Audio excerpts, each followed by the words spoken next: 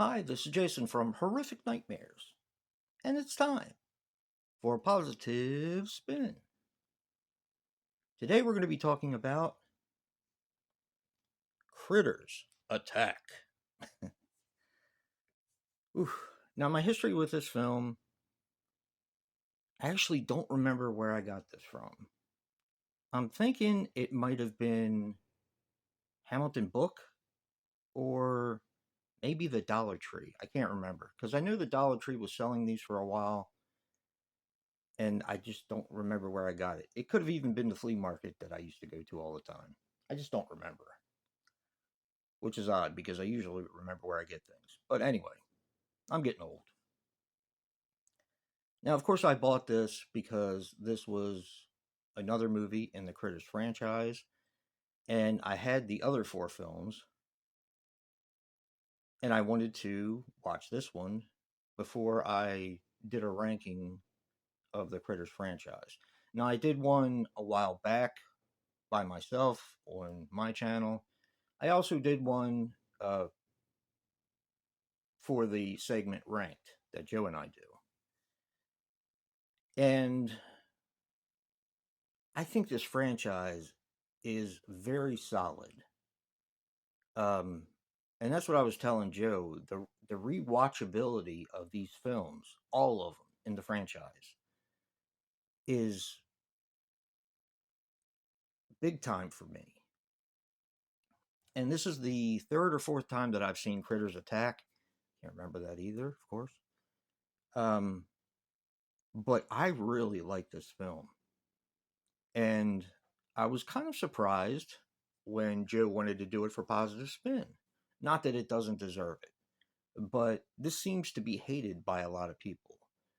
This one and Part 4. And I love all the Critters films, even Part 4 and this one right here, Critters Attack. So let's put a positive spin on Critters Attack. First of all, I love that they use what looks like the old house. I didn't do any kind of research or anything, so I wasn't really sure if that was the exact house that was in the first film, but it really looks like it. So there's a bit of familiarity right there with the beginning of the film. So that's a huge positive for me. You're dealing with a new family, you're dealing with a change of time. The first Critters film was done in the 80s. The new Critters film is done in the late 2010s, I believe. I think 2018, 2019, 2016, somewhere in there. So not everything is going to be the same. Now you have cell phones, you have just different type of children. It's just a different time. And I think they play off of that very well. So that's another huge positive for me. Um, I'm going to get to this one because this is probably my biggest positive, and that's that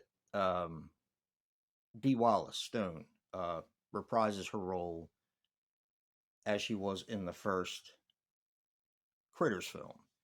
Only this time, she is an assassin. She's one of the people who kill Kreitz. And I think that that's a really cool way to bring her back into the franchise. Now, I said we're dealing with a different family. Um, some of the kids are a little unlikable at first, but then you start to warm up to them as the movie goes along. Um, for me, anyway, that was the case. I thought the girl was a little bit snotty, the main girl, and I thought the kid was a little weird. But being into space and all that. But I mean, we were young once too. We were into all that kind of stuff. But it just seemed like the family was a little dysfunctional.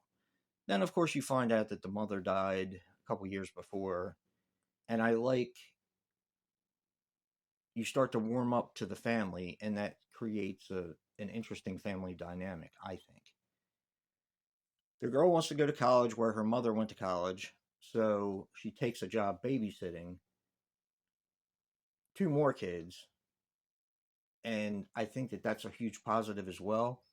because you have essentially mostly kids against the Krites.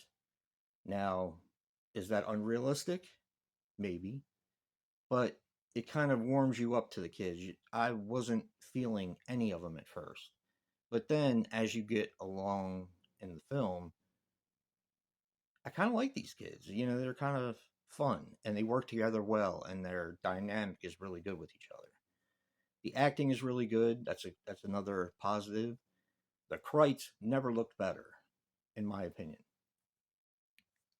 Now I'm going to talk about what I think may have bothered some people. However, it did not bother me. You have a girl Krite who D. Wallace refers to as the Queen. Now she's very cute looking, right? Little cute, like a gremlin or mogwai or whatever they were called. So you have that whole cutesy sort of thing going on in the film, which is not really what Critters is about. Critters is about these little vicious creatures that tear you to pieces. Um, but you have this little cutesy critter that I think is a nice change. You have to do something different. You can't just have critter. I mean, you can, but it has to evolve. There has to be other stories, and you find out that this girl Krite comes down in order to destroy the male Krites. And I thought that was an interesting take. And that's kind of with where D. Wallace comes in as, the bounty hunter killing the Krites as well. This movie is just a lot of fun. The girl Krite didn't bother me. I thought her design was interesting. I liked that they kind of went a little bit on the cute side for her. And I also liked that she was kind of a badass. They called her the Queen, of course. And I liked that she was kind of a badass. All in all, this movie has a lot to offer, I think. And one of the things that impressed me most was the rewatchability. I watched it the first time, I loved it. I thought it was really a lot of fun. And for me, that's how you come back with a film. I know a lot of people don't like it, however, I do. And I don't know, I'm glad that this got made. It feels like a part of the franchise. Now, I was late to the party with this franchise. I didn't get into it until much later. But watching them all, it feels like a Critters film to me. And it doesn't skimp. And as a matter of fact, this one is rated R, where most of the other ones aren't. So check out Critters Attack. Give it another shot. Or don't. But don't forget to check out Joe's positive spin for Critters Attack. Remember, guys, physical media matters. And until next time, peace.